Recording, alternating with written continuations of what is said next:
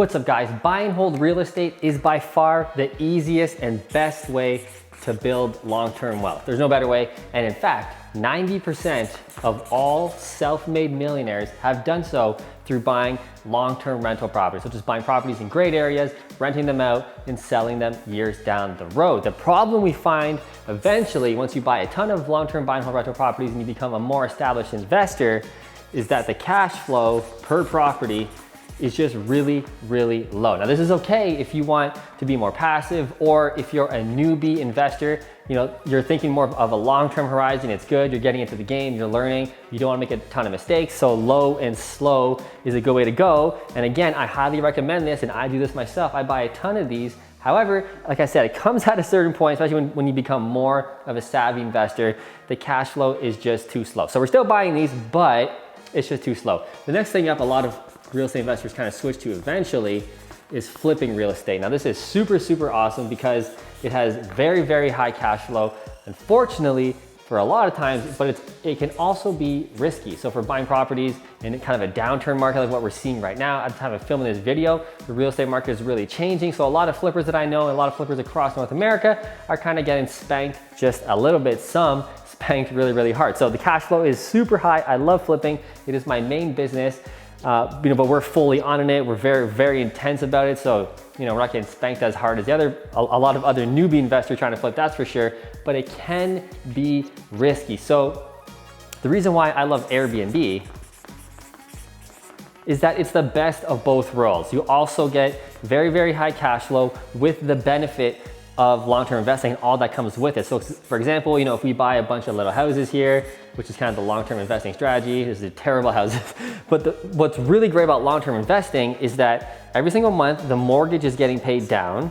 We're getting cash flow every single month from our tenants, hopefully, if we're buying it right, we are, but it's also appreciating every single month as well if we're buying in the right areas, which I'll get into in a sec. So we're making this spread every single month. It's getting paid down. It's also increasing in value. Our money in the middle here is getting bigger and bigger and bigger. So we get all the benefits of buy and hold, which is really cool for the long-term wealth, which is key. However, we also get a piece of that flipping strategy in a sense where we get the super high cash flow where, your typical buy and hold rental might cash flow $100 a month. I bought so many single family properties that cash flowed $100, and in my area, that'd be considered really, really good. So $100, $200, $300, whatever. It's not gonna change your life. You're not gonna retire, very, very early based on $300, even if you had 5 properties. It's not too much of a game changer, but it is hitting that long-term wealth, that's for sure. But cash flow wise, not so much. With Airbnb, the average Airbnb, if done right, can cash flow anywhere from $2,000 to $4,000 a month net, and a lot of investors I know and myself, if we're doing it right, we're getting $10,000 a month or more. It's kind of an unlimited, niche to get into. The ceiling is forever because you can just do whatever you want in terms of buying better luxe properties, doing better renovations, doing better staging for that property to garner more rent. There's a ton of more things you can do, but in exchange, because of that, it's clearly a more active business. So with buy and hold, it's boring, it's passive. If you're a passive investor and you just want to buy something, forget it. That's cool. You should buy a ton of these. If you want to do flipping, it is very, very active. We're talking employees, systems, renovation systems. It's a whole entire business. Airbnb is not too far off from this though, from flipping, in the terms of running a business. This is legit a hospitality business. You're gonna have employees, you're gonna have property managers, you're gonna have cleaners, contractors, you're gonna have realtors, and probably in a bunch of different areas trying to find you the best properties in those sweet areas. So way more of an active business. This is a true entrepreneur style business. However, what I really like about it, like I said, is you get all the benefits of buy and hold and the high cash flow kind of you get from flipping kind of all rolled into one. So I'm getting that boring income every single month. My spread's growing every year, but I'm also able to cash flow a ton of money in the meantime. So you're probably thinking, Matt, this sounds awesome, but how do we succeed with Airbnb? I get all the benefits you're saying, high cash flow with the benefits of buy and hold, cool, but how do we succeed? Number one, it's all about location. I would say even more important than even the buy and hold, because the buy and hold, like I always say here on my YouTube channel, is very forgiving of a strategy. So if you buy, you know, kind of not in the right area, a little outside of a big town, if you just wait 3, 5, 10 years, eventually that city's probably gonna grow. The economic fundamentals around that area is gonna grow. It's also gonna appreciate in time. So you can make a lot more mistakes, over renovate, under renovate, get a bad tenant, they smash the property. But if you hold over time, you're gonna be okay. With Airbnbs, man, location is kind of everything, because it has to be in the right area where people want to be. So that's the next thing is, does this area you're buying in have a lot of traffic? Now, what's kind of funny is that right now, all across North America, pretty much, if you're investing in a major town or slightly major town, Airbnb can still work. So for example, my area of Kitchener-Waterloo, Ontario, Canada, it's 1 hour south of Toronto. So Toronto would probably be a great place to do Airbnbs. Actually, not probably, it definitely is. So 1 hour south of that, I'm in a little town, you know, we have about 750,000 people population. So it's a pretty decent sized town, but there's nothing to do with tourism here like you would think with a typical Airbnb. However, a lot of investors I know, a lot of clients we're helping buy these properties, they're still killing it with Airbnbs rather than doing the buy and hold and having to deal with landlord-tenant rules, which that's another whole thing.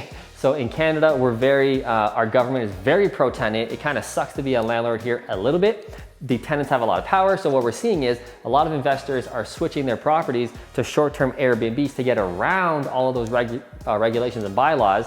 And in America, it's a little more free market capitalism. That's why I like it so much. But you guys also have some states that are kind of like what we have here in Ontario, Canada, where they're very tenant friendly and the tenants kind of hold all the cards. So what I'm trying to get around to is that even in these not touristy towns, Airbnbs can still work really, really well, because there's still people visiting family members, just popping in to do a work trip, or they're going to a conference.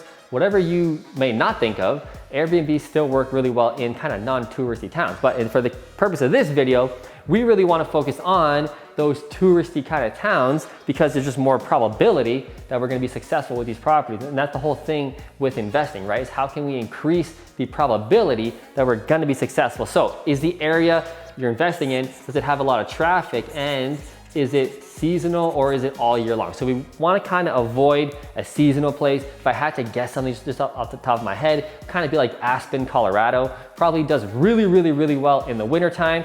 In, you know, May, June, July, August, September. Does it get tourists going there? Of course it does, but is it as insane as the winter? Probably not. There's probably a big disparity between the winter months and the summer months, although it still would get traffic. So it's kind of thinking like that. I'll kind of share at the end of the video, you know, where we invest. So you want to find traffic, areas that have a lot of traffic and are not just seasonal, but also you don't want to forget about your long-term real estate fundamentals. That was a terrible, I didn't spell that right. Fundamentals. So what I always mean by that on my YouTube channel is we want to invest in an area that has good GDP growth. Why do we care about that? GDP growth means that area is growing, it has industries, it's producing either services or products. The area is booming pretty much. So how much of an area is it growing? And what we really want to focus on is the GDP growth in that specific town you're looking at exceeding, growing faster than the pace of the state, or in my case in Canada, the provincial average. So if it's growing faster than the state or provincial average, okay, we probably have a winner there. And what you want to look for is, if we have good GDP growth that's exceeding quickly, it's going to lead to job growth. Now these go hand in hand, because job growth, the amount of jobs or services or products being outputted, is going to increase GDP by default. So the more GDP you have, the more it's going to continue to lead to job growth. Why? You're obviously creating more jobs. People want to come to get those jobs, which leads to the next point. If we have good job growth, it usually always leads to population growth. Why? People want to come and get those jobs. If we have a lot of population growth, it leads to rental demand. This is long-term rental demand. So that goes up, and then what that often leads to is increase in just real estate general prices, which this would typically be at the boom of a real estate cycle. So we just kind of saw that, you know, about 6 months ago from filming this video, but it's all part of the cycle. So it will come down naturally, and then GDP growth will come up again, and it'll keep going up. So you see where that's going. So the reason why we care about this, because you're probably thinking, Matt, I don't care. I'm just buying in a touristy area. I don't care about the economic fundamentals. Well, reason why we care about this a lot as well, not just only being a touristy area that has a lot of traffic, is we want to sell this property at a later date. And like I said on the last page, capture all that appreciation. So we're long-term investors with a short-term mentality as well, but we're really banking on that growth of the real estate area that's gonna increase the value of the home. So really, really key things to think about. A lot of Airbnb investors don't think about this. They just think, I'm just gonna go in the most touristy area, buy a property and just let it chill. You could be successful, but if you wanna be long-term successful, remember, we're also long-term investors. You wanna focus on these fundamentals that very rare any investor really focuses on with long-term, let alone Airbnb. So you're just not thinking about this stuff, but you should. So what's my personal strategy when it comes to Airbnb investing? Well, we're investing in Florida.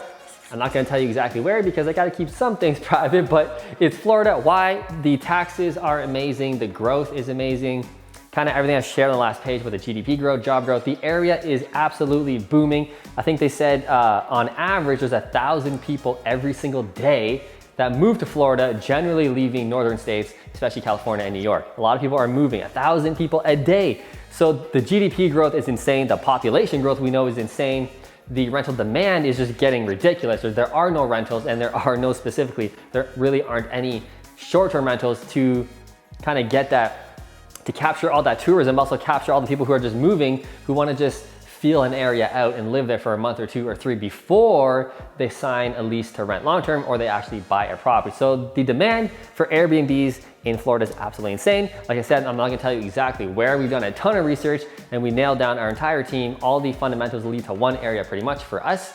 And you have to be a partner or a client of mine to figure out where that area is. But the main strategy for us in Florida is we're buying distressed properties, so pieces of crap, which there are a lot of in Florida and America in general, which is really nice to see from a Canadian investor.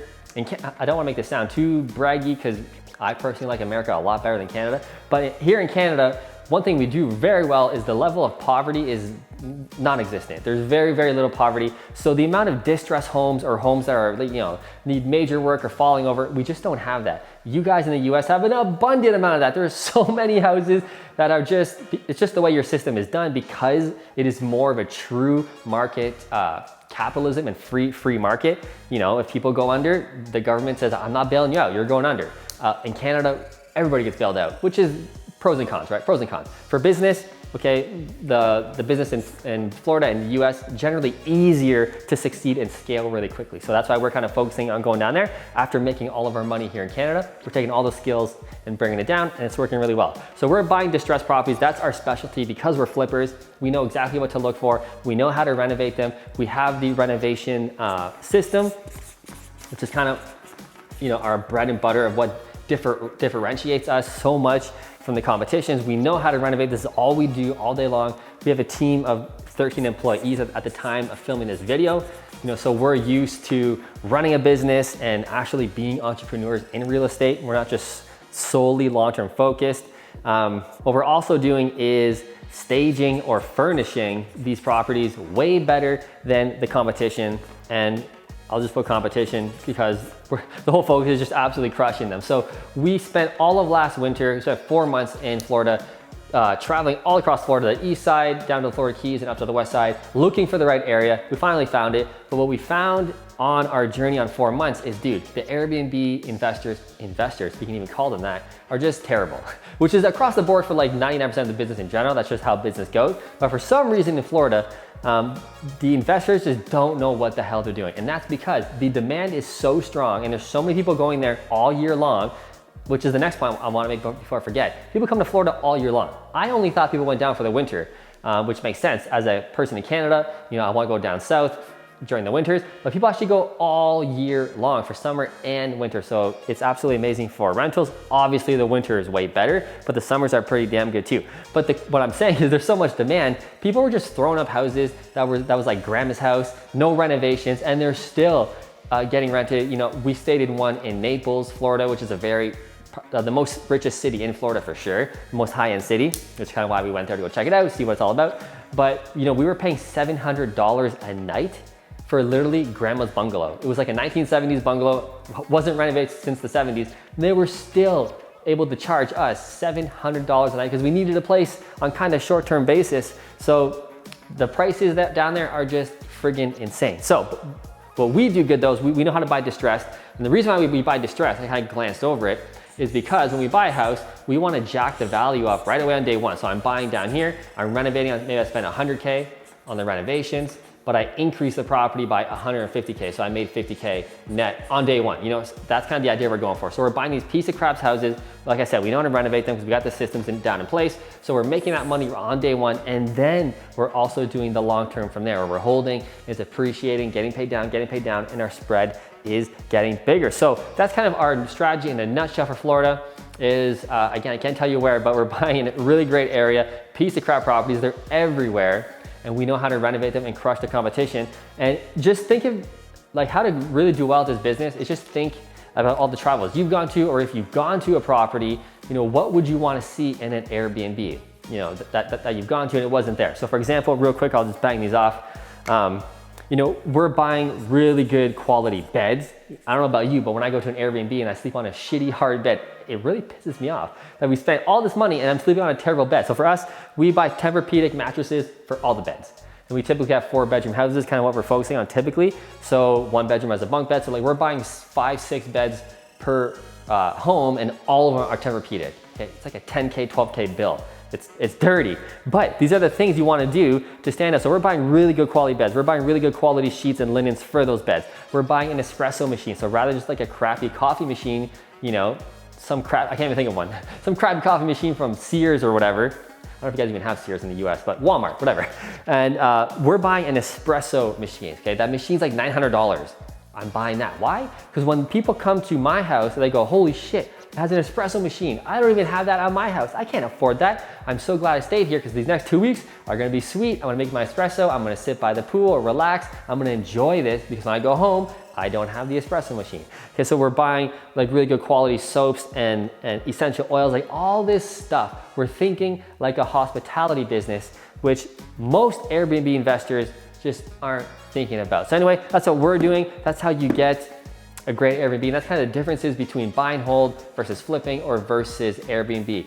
All have their place. You should kind of do them all. But at a certain point, like I said, when you become a more savvy investor and you've been doing this for 5, 10, 12 years, 15 years, and you're like, man, my cash flow is still so low. I know exactly what I'm doing. I know how to scale a business, but dude, I need more cash flow. But I still like the benefits of buy and hold. So Airbnb kind of fits in there really well, I think. Anyway, if you guys like this video, smash the like button. Also, if you guys want to partner with us in Florida, let me know. If you want to do this, but you're not really, you know, down for scaling this business and hiring all these employees and doing this active stuff and all the stuff that goes involved with doing an Airbnb, but you want to get the benefits, just partner with us. We're always looking. We're buying a ton down there. We know where the opportunities are, have the whole team, realtor, mortgage broker, contractors. So we're ready to expand if you're looking to expand. If you have 100K or more and are an accredited investor in Canada or the US, definitely contact me on Instagram or on this YouTube video in the comments below. Let me know. We're always looking for more partners and we'll be happy to take you on. Anyway, guys, that's the video. I hope you enjoyed it. If you liked it, smash the like button. Also hit that subscribe button and I'll see you in the next video.